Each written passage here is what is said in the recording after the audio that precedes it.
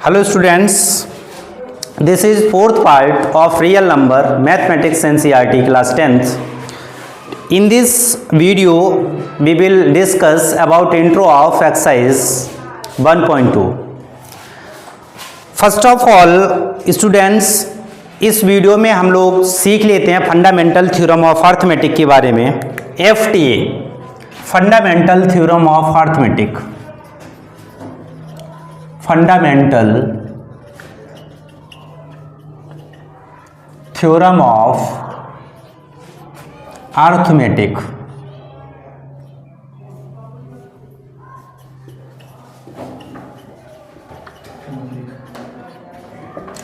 इसे हम लोग शॉर्टकट में कहेंगे FTA।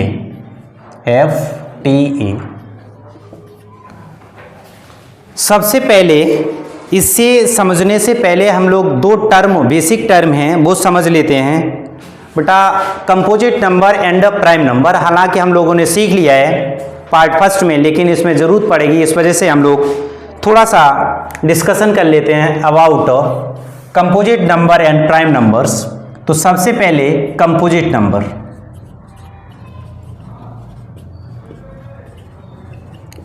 कंपोजिट नंबर्स,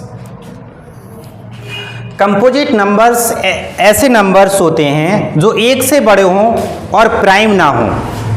एक से बड़े नंबर्स हों और प्राइम ना हों। सिंपल सी definition, those numbers which are greater than one and not prime numbers, not prime. ऐसे नंबर्स जो आपके एक से बड़े हों लेकिन प्राइम नंबर्स ना हो। प्राइम नंबर्स वो नंबर्स होते हैं जो किसी नंबर से नहीं करते हैं खुद को छोड़ के।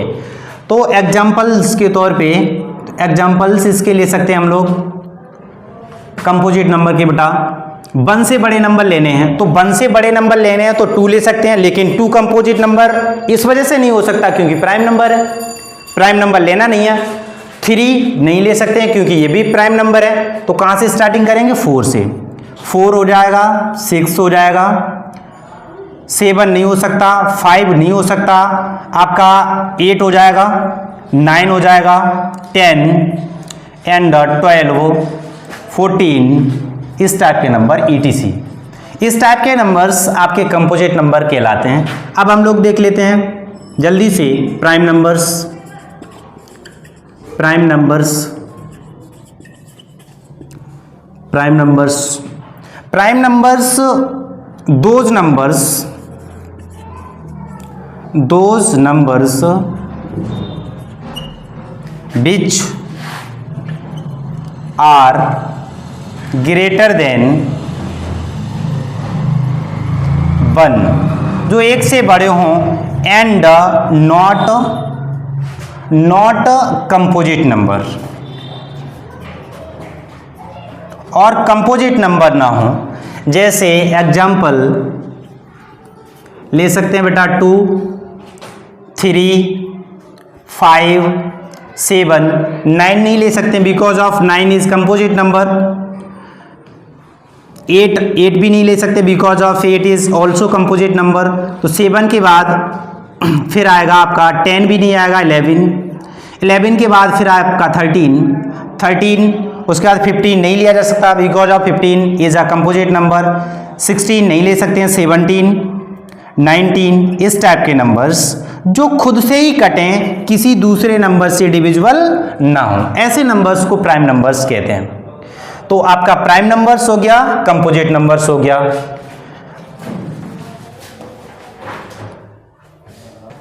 नोट लिखेंगे बेटा, नोट में हम लोग लिख सकते हैं कंपोजिट नंबर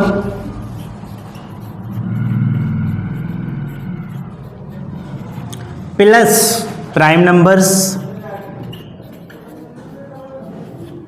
इक्वल टू होता है आपका नेचुरल नंबर्स। लेकिन केवल और केवल 1 को छोड़ दिया जाए because of composite number is also greater than 1 and prime numbers also greater than 1। इस वजह से 1 को छोड़ दिया जाए अगर, तो कंपोजिट नंबर और प्राइम नंबर्स को दोनों को मिला के हमारा बनता है नेचुरल नंबर। तो इसमें हम लोग देख लेते हैं सेट ऑफ नेचुरल नंबर्स क्या होता है, नेचुरल नंबर्स कौन कौन से होते हैं। तो हालांकि डेफिनेशन हम लोगों ने फर्स्ट पार्ट में सीख ली है इसकी definition, all counting numbers are natural numbers. तो सेट ऑफ नेचुरल नंबर्स समझ लेते हैं क्या क्या होते हैं। सेट ऑफ नेचुरल नंबर्स,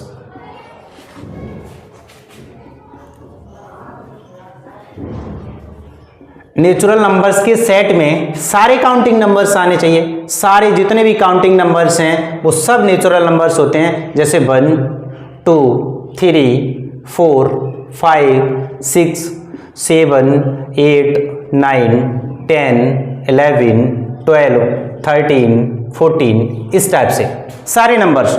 अब इसमें अगर हम लोग ध्यान से देखें तो दो टाइप के नंबर्स, एक ऐसे नंबर्स हैं जो खुद से ही डिविजिबल हैं और एक इस टाइप के नंबर्स हैं जो अदर नंबर से भी डिविजिबल हैं। तो ऐसे दो टाइप के नंबर्स हैं, केवल और केवल 1 को छोड़ दिया जाए तो कौन कौन से नंबर्स प्रेजेंट हैं। फर्स्ट टाइप के नंबर्स जैसे मान लो 2 खुद से ही कटेगा, किसी से नहीं कटेगा, 3 हो गया, 5 किसी से नहीं कटेगा, खुद से कटेगा, 7 एंड 11 एंड देन इस टाइप के नंबर्स। और दूसरे टाइप के ऐसे नंबर्स हैं जो खुद के सिवा किसी और से भी कट जाएंगे, जैसे आपका हो गया 4 6 8 9 10 12 14 इस टाइप के नंबर्स। इसमें 13 भी ले सकते हो आप, 13 भी ले सकते हो। अब इस टाइप के नंबर्स, अब अगर ध्यान से देखा जाए बेटा, अगर हम लोग 2 के फैक्टर्स करें तो 2 के फैक्टर्स 1 एंड 2 ही है। मतलब इसमें ऐसे नंबर्स जिनके केवल और केवल 2 फैक्टर पॉसिबल हैं, 1 एंड इटसेल्फ नंबर। तो ऐसे नंबर्स को कंपोजिट नंबर हम लोग बोलेंगे जिनके 2 फैक्टर पॉसिबल हैं, खुद एक नंबर और 1, ऐसे नंबर्स को कंपोजिट नंबर बोलेंगे। जैसे 3 देख लो, 3 को चेक करो बेटा, इसके केवल और केवल 2 फैक्टर हैं, 1 एंड 3 इटसेल्फ। तो ऐसे नंबर्स को कंपोजिट नंबर बोलेंगे जिनके केवल 2 फैक्टर पॉसिबल हैं, एक 1 हो और एक वो खुद नंबर हो। और ऐसे नंबर्स को कंपोजिट नंबर बोला जाएगा। सॉरी, ये प्राइम नंबर्स हैं, ये कंपोजिट नंबर हैं। तो ऐसे नंबर्स को प्राइम नंबर्स बोलेंगे जिनका एक फैक्टर 1 हो और दूसरा फैक्टर खुद वो नंबर हो। और ऐसे नंबर्स को हम लोग कंपोजिट नंबर बोलेंगे जिनके फैक्टर 1 को छोड़ के बाकी और भी नंबर्स हो। जैसे मान लो इसका 1 एक फैक्टर है, 1 के सिवा इसके फैक्टर 2 इंटू 2 भी है, मतलब 2 अदर फैक्टर्स प्रेजेंट हैं। अगर 9 की बात करी जाए तो 1 भी इसका फैक्टर है और उसके बाद 3 इंटू 3 भी इसके फैक्टर्स हैं। तो ऐसे नंबर्स कंपोजिट नंबर होंगे जिनके फैक्टर्स बहुत सारे पॉसिबल हों, 1 भी हो और अदर नंबर्स भी हों। और ऐसे नंबर्स आपके प्राइम नंबर्स होंगे जिनमें केवल 1 फैक्टर हो और इटसेल्फ नंबर फैक्टर हो। तो इसमें लिख सकते हो in composite number, in composite number there are possible factors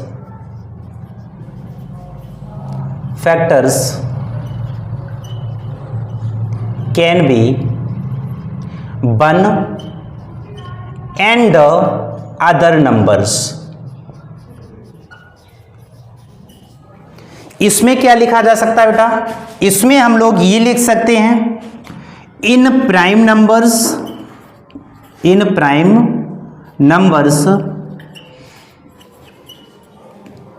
there are only 2 factors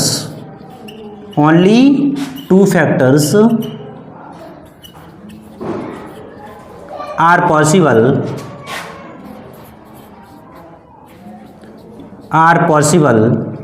that is 1 and itself number।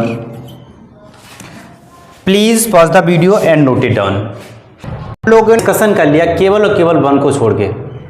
अब दो बच्चे मान लो आए और उन्होंने कहा सर आपने सारे नंबर्स के बारे में बताया, 1 के बारे में कुछ नहीं कहा। जैसे मान लो राहुल और रितिका, तो राहुल ने ये कहा कि 1 तो छूट ही गया, तो हमने कहा 1 बड़ा शातिर ये नंबर है। 1 एक ऐसा नंबर है जो ना ही कंपोजिट है और ना ही प्राइम नंबर है। तो नोट में एक छोटा सा नोट लिख लेते हैं, यहां पे note, 1 is neither composite and nor prime number. 1 का डिस्कशन हो गया बेटा।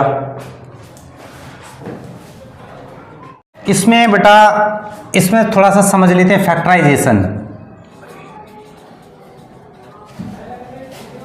फैक्टराइजेशन में कहीं पे Z बना होता है, कहीं पे S बना होता है, लेकिन दोनों ही सही है। आपका वो इंग्लिश का उसका अंतर है थोड़ा सा। तो देखो बेटा, आपका फैक्टराइजेशन क्या होता है?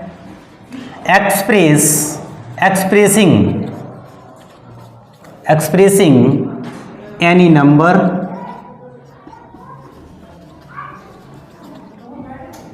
into its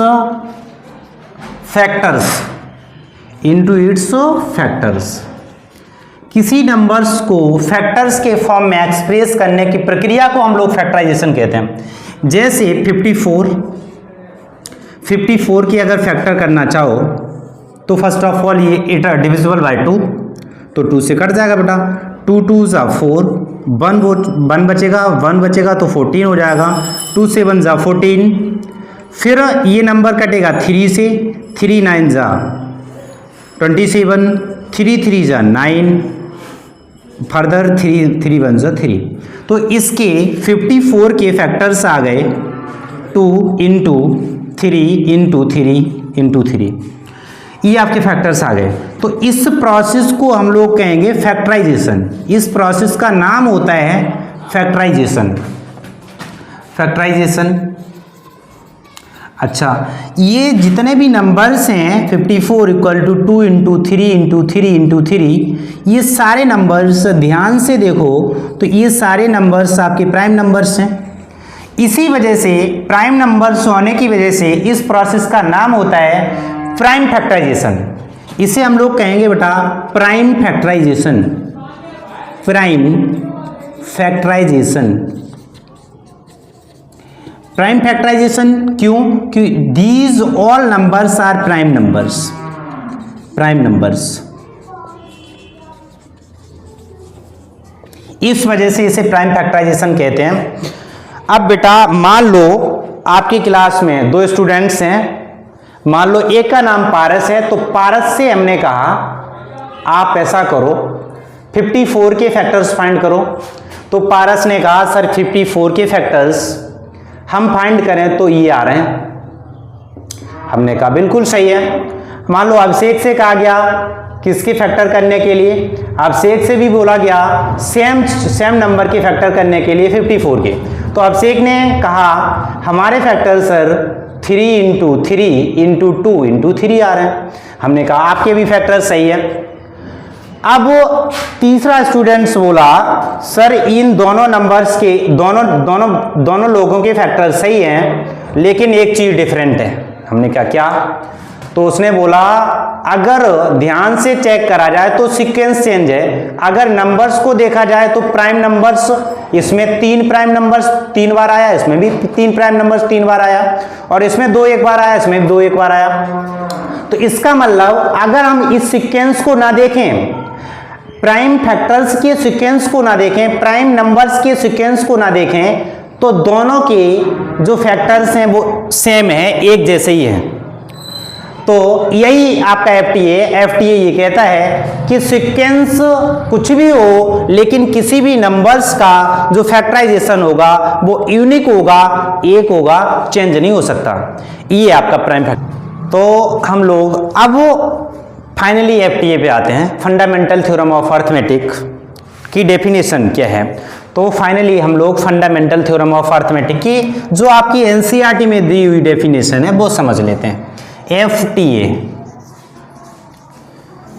एनसीईआरटी में जो दी हुई डेफिनेशन है उसके according any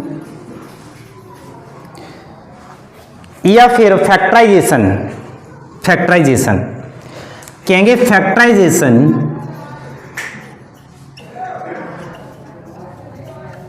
of any number is unique. किसी भी नंबर का फैक्टराइजेशन यूनिक होता है अपार्ट फ्रॉम द ऑर्डर,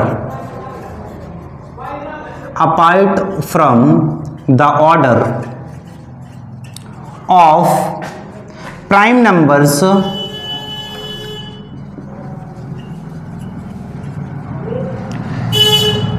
अगर हम लोग प्राइम नंबर्स के ऑर्डर को कंसीडर ना करें तो जो फैक्टराइजेशन है किसी भी नंबर का वो यूनिक होता है।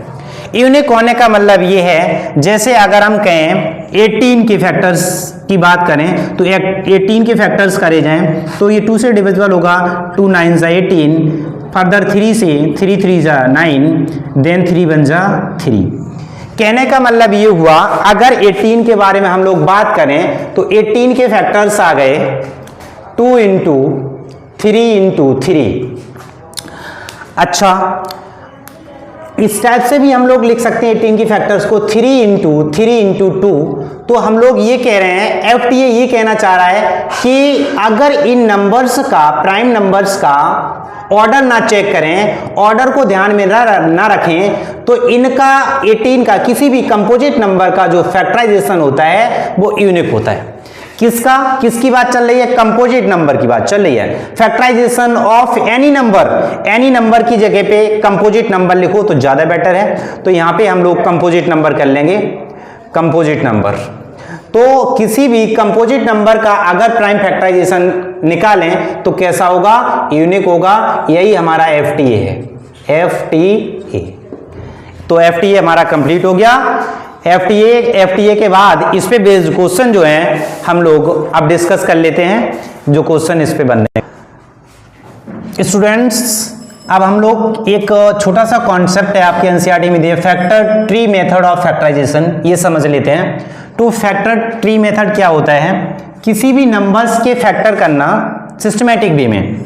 कैसे? जैसे ये नंबर कटेगा आपका 2 से, तो 2 से डिविजिबल हो जाएगा। 2 से डिविजिबल होने के बाद ये नंबर कितना आएगा? 2 1 जा 2, 2 6 जा 12, 2 3 जा 6, 2 3 जा 6, बचा 1, 2 8 जा 16। फिर ये नंबर किससे कटेगा बेटा? 2 से अगेन डिविजिबल हो जाएगा क्योंकि लास्ट में 0 है। तो 2 से कटेगा, कितना हो जाएगा? 2 8 जा 16, 2 1 जा 2, 1 बचा, 2 9 जा 18।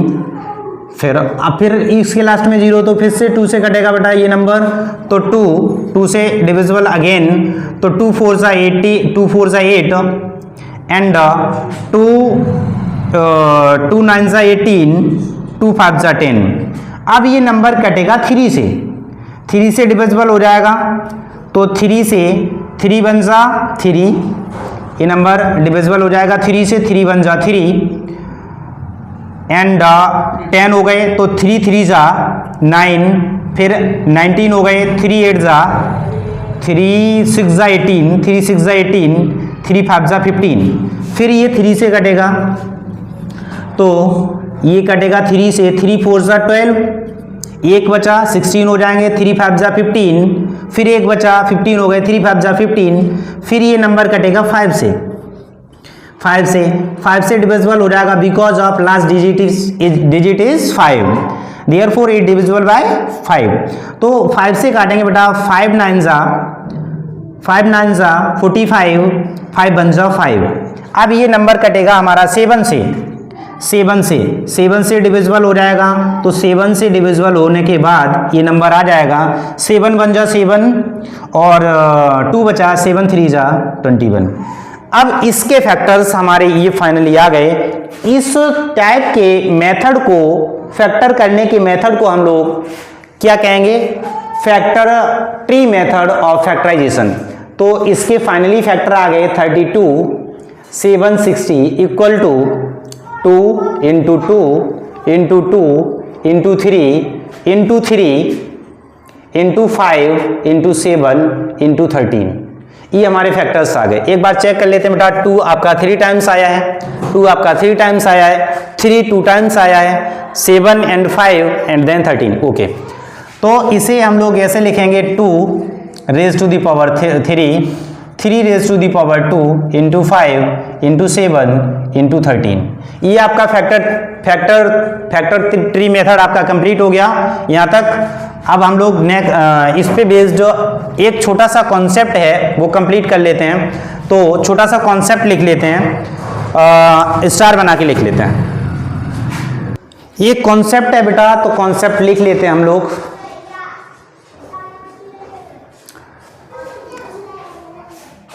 यदि किसी नंबर के लास्ट में 0 आता है तो उसका फंडा क्या होता है? उसका फंडा होता है, अगर किसी नंबर के लास्ट में 0 आएगा तो उसमें 10 एज अ मल्टीपल पड़ा होगा। कहने का मतलब वो पर्टिकुलर नंबर 10 से पूरा डिविजिबल होगा। तो इस कॉन्सेप्ट को हम लोग लिखेंगे, if any number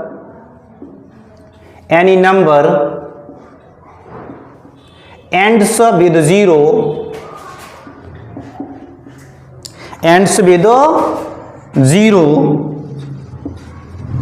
then it must be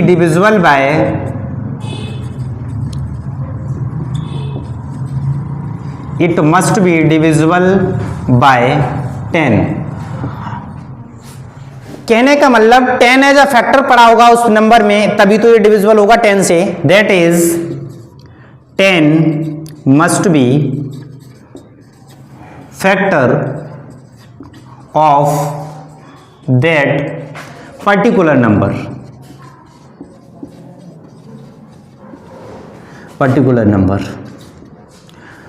अगर ध्यान से चेक करा जाए बेटा तो 10 की फैक्टर्स अगर हम लोग करें तो हो जाएगा 2 इंटू 5।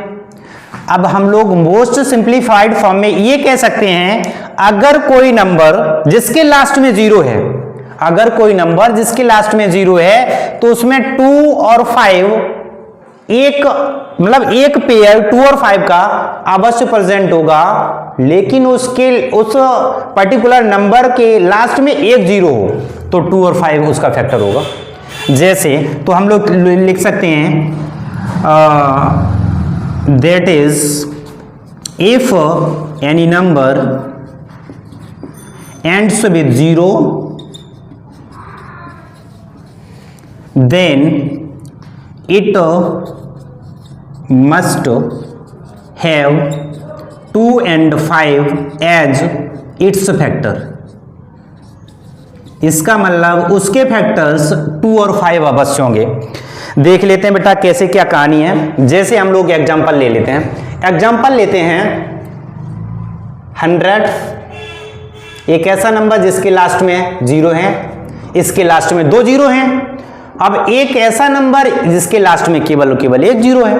तो चेक करते हैं कैसे क्या कहानी है। अगर 100 के फैक्टर्स करें तो 100 के फैक्टर बेटा हो जाएंगे 10 इंटू 10। कहने का मतलब 2 इंटू 5 इंटू 2 इंटू 5। अब ध्यान से देखो, ये एक ऐसा नंबर है जिसके लास्ट में 2 0 प्रेजेंट है। अगर 2 0 प्रेजेंट हैं तो इसका मतलब इसमें 10 और 10 के 2 पेयर्स 2 फैक्टर प्रेजेंट होंगे। इसका मतलब 2 और 5 एज अ फैक्टर प्रेजेंट होगा, लेकिन 2 और 5 2 बार आया होगा। कहने का मतलब अगर लास्ट में 2 डिजिट 0 होंगे तो 2 पेयर्स बन सकते हैं 2 इंटू 5 इंटू 2 इंटू 5, एक ये पेयर एक ये पेयर। तो इसे ऐसे लिखा जा सकता है 2 raise to the power 2 into 5 raise to the power 2। और हम लोग अब देख लेते हैं 150 को। तो 150 को देख लेते हैं। तो 150 को चेक करोगे तो 2 इंटू 5 3 इंटू 5। अब इसमें ये एक ऐसा नंबर है जिसके लास्ट में केवल एक जीरो है। अगर बेटा लास्ट में एक जीरो है तो केवल और केवल 2 और 5 का एक ही पेयर प्रेजेंट होगा। अगर लास्ट में दो जीरो हैं, जनरल कॉन्सेप्ट बन के तैयार हो रहा है, अगर लास्ट में किसी डिजिट के जीरो एक है तो उसमें केवल और केवल 2 और 5 का एक फैक्टर प्रेजेंट होगा। अगर लास्ट में दो जीरो हैं तो 2 और 5 के दो पेयर प्रेजेंट होंगे। अगर लास्ट में 3 जीरो हैं तो 2 और 5 के उसमें 3 फैक्टर प्रेजेंट होंगे। अगर लास्ट में 4 जीरो हैं तो 2 और 5 के उसमें 4 फैक्टर प्रेजेंट होंगे। हम स्टार बना के आपको लिख के दे रहे हैं, नोट में लिख सकते हैं, नोट में लिख सकते हैं बेटा, नोट में हम लोग लिख ले रहे हैं थोड़ी सी कहानी। If any number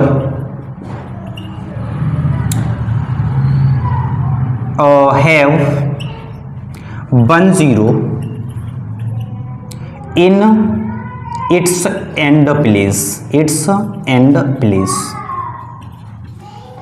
then तब बेटा इसके जो फैक्टर्स होंगे, फैक्टर्स जो इस नंबर के होंगे, फैक्टर्स वो होंगे 2 into 5।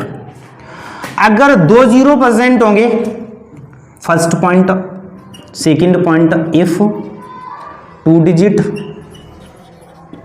2 end digit are zero, then तो फैक्टर्स क्या होंगे इसके, तो फैक्टर्स ये अवश्य प्रेजेंट होंगे क्या बेटा, 2 into 5 एक पेयर, फिर इंटू 2 into 5 दूसरा पेयर। इसी टाइप से आप जनरल कॉन्सेप्ट बन गया आपका। अगर 3 डिजिट जीरो होंगे तो 3 पेयर प्रेजेंट होंगे, 2 into 5। यू गॉट इट और नॉट बेटा? अब हम लोग एक क्वेश्चन करते हैं, इसी कॉन्सेप्ट पे बेस्ड क्वेश्चन है आपका। Consider a number 4 to the power n where n is a natural number, check whether there is any value of n for which 4 to the power n ends with 0। ये हमें check करना है 4 to the power n ends with 0, मतलब अगर इसे open करा जाए तो इसके लास्ट में 0 आएगा कि नहीं आएगा, इसे चेक करना है।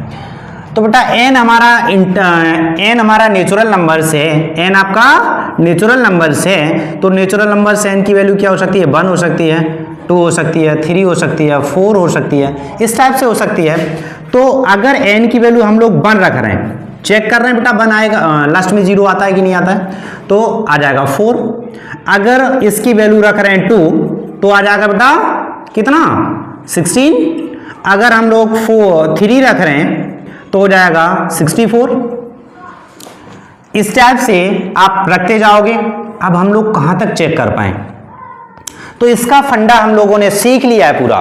क्या सीखा था, अगर किसी नंबर के लास्ट में 0 आएगा तो उस नंबर के अगर हम लोग फैक्टर्स करें तो उसमें 2 और 5 फैक्टर्स अवश्य प्रेजेंट होगा। तो हम लोग सिंपल सा वही फंडा अप्लाई करते हैं, 4 टू दी पावर n के फैक्टर्स करके चेक कर लेते हैं। तो 4 टू दी पावर n के फैक्टर्स अगर हम लोग करें तो 4 के फैक्टर सिंपल आपके हो जाएंगे 2 into 2 raise to the power n। इसका मतलब क्या है, 2 into 2 मतलब 2 into 2 को n टाइम्स लिखा जाएगा, तो आपकी इसकी आ जाएंगे। अगर इसे हम तो लोग थोड़ा सा ओपन करेंगे तो डॉट डॉट n टाइम्स, मतलब 2 को मल्टीप्लाई करा गया n टाइम्स। अब इसमें ये आगे 4 टू दी पावर n के फैक्टर्स, इसमें ध्यान से चेक करो तो 2 तो प्रेजेंट है लेकिन 5 प्रेजेंट नहीं है। हमने 2 की बात नहीं करी, 5 की अकेले की बात नहीं करी, हमने केवल और केवल ये बताया 2 और 5 का पेयर आना चाहिए, तभी उस पर्टिकुलर नंबर के लास्ट में 0 आएगा, अदरवाइज नहीं आएगा। तो हम लोग इसमें ये नोटिस कर पा रहे हैं कि इसमें 5 प्रेजेंट नहीं है, तो हम लोग कह देंगे it does not ends with 0। तो लिखेंगे since in factorization of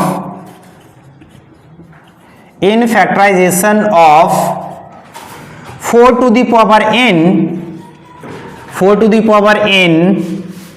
5 is not present, 5 present नहीं है, therefore 4 to the power n can never ends with 0। Ends with 0। अब इस टाइप के क्वेश्चन आपके एनसीईआरटी में बहुत सारे दिए हैं, आपको एसडब्ल्यू हम प्रोवाइड करते हैं। एसडब्ल्यू के तौर पे लिख लो बेटा कुछ क्वेश्चन जो आपको करने हैं एसडब्ल्यू में। जैसे 4 टू द पावर n था, हम लोग कर सकते हैं 6 टू द पावर n।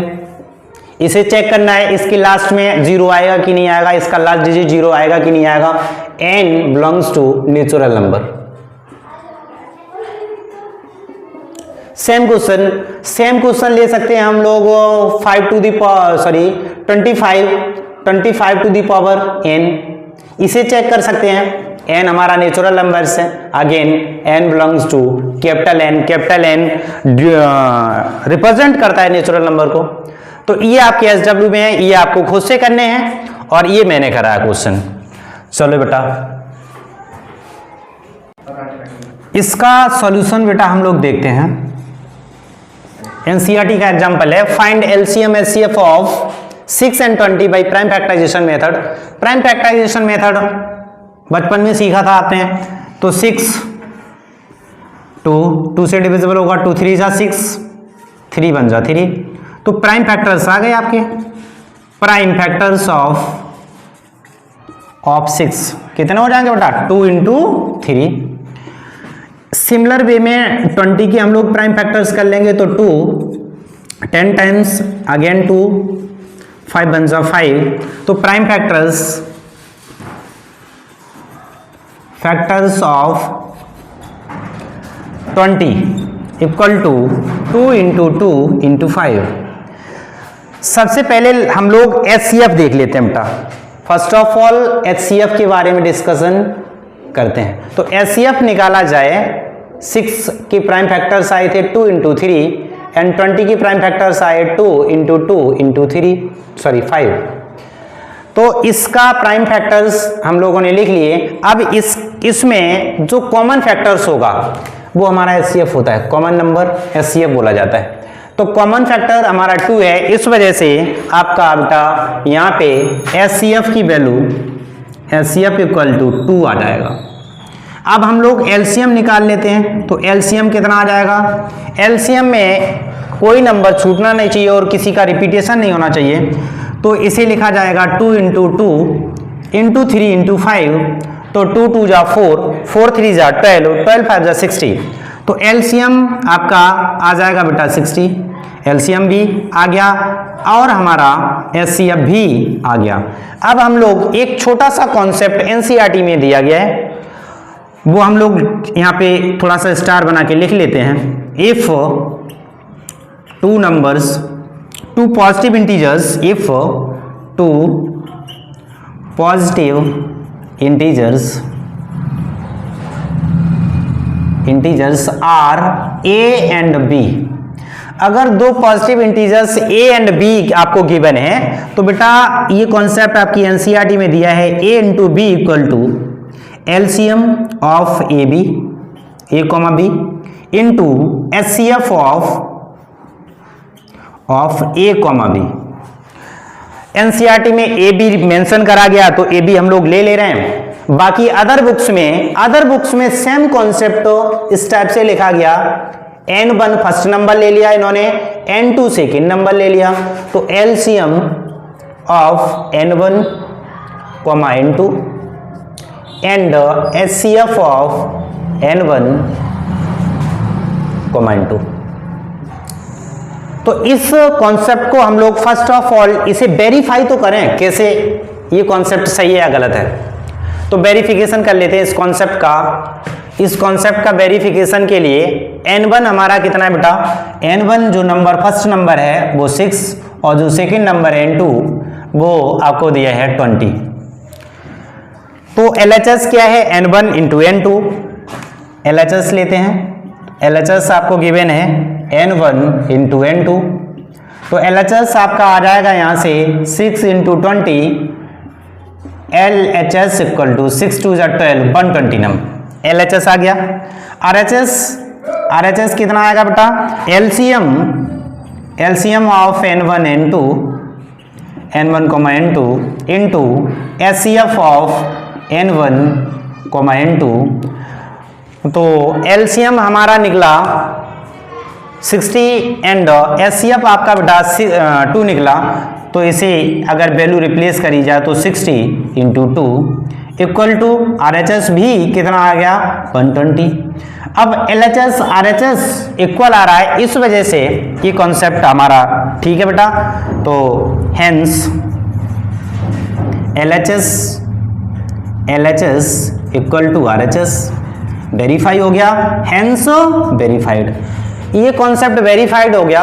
अब इसी कॉन्सेप्ट को हम लोग अप्लाई करेंगे 3 नंबर्स पे। तो 3 नंबर्स पे ये कॉन्सेप्ट वैलिड नहीं है। 3 नंबर्स के लिए ये कॉन्सेप्ट वैलिड नहीं है। 3 नंबर्स के लिए हम लोग कॉन्सेप्ट लिख लेते हैं बेटा। 2 नंबर्स के लिए हम लोगों ने बेटा नोट देखा अभी। अब हम लोग 3 नंबर्स के लिए देख लेते हैं। Let 3 positive integers, 3 positive integers कहा जाए, पॉजिटिव इंटीजर्स कहा जाए या फिर बेटा नेचुरल नंबर कहा जाए, एक ही बात होती है। या फिर नेचुरल नंबर कहा जाए, एक ही बात होती है। तो 3 पॉजिटिव इंटीजर्स हम लोग ले रहे हैं A, B एंड C। तो इसके लिए फॉर्मूला उसके अकॉर्डिंग क्या बनना चाहिए? इसके अकॉर्डिंग बनना चाहिए A into B into C equal to HCF of A, B, C into LCM of A, B, C। But ये फॉर्मूला वैलिड नहीं है। ये नॉट इक्वल टू होता है, ये फॉर्मूला गलत है बेटा, ये फॉर्मूला है ही नहीं। नॉट इक्वल टू का साइन लग गया तो ये फॉर्मूला हमारा नहीं है। फॉर्मूला क्या है? जैसे मान लो हमें 3 नंबर्स का एलसीएम फाइंड करना है, एचसीएफ फाइंड करना है। तो HCF of A, B, C equal to, उसके लिए फॉर्मूला होता है A into B into C into LCM of A, B, C upon LCM of A, B into LCM of B, C into LCM of C, A। ये formula होता है। अगर मान लो हमें अब एलसीएम निकालना बेटा, तो LCM of A, B, C equal to A into B into C into HCF of A, B, C upon HCF of A, B into HCF of B, C into HCF of C, A। ये हमारे फॉर्मूले दोनों valid हैं जब 3 numbers के बारे में discussion चले तब।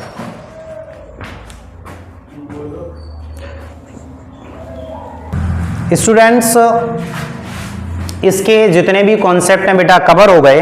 अब हम लोग in next video we will cover exercise 1.2, complete 1.2 exercise cover करेंगे। तब तक के लिए हंसते रहिए, मुस्कुराते रहिए और देखते रहिए, बने रहिए set of India set of learning के साथ। जय हिंद।